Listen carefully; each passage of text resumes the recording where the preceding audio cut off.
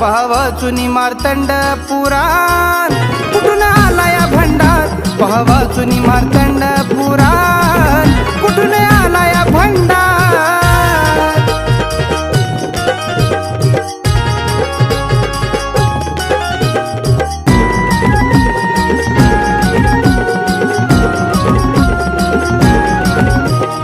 Jayadri पर्वतावरी